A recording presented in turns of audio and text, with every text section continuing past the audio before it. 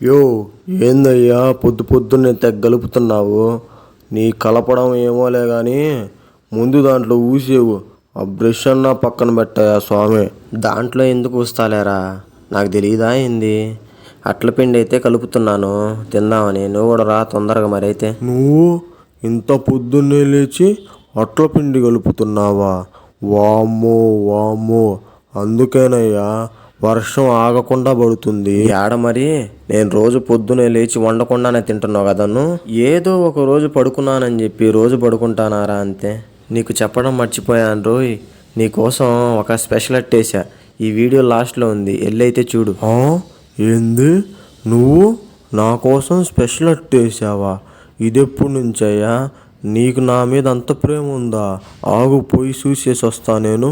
యో ఆగయ్యా, నువ్వు నా చేతికి చిక్కావా సచ్చావేయాల అంటే నేను కూడా అట్టులాగా వేస్ట్గా అన్నానా?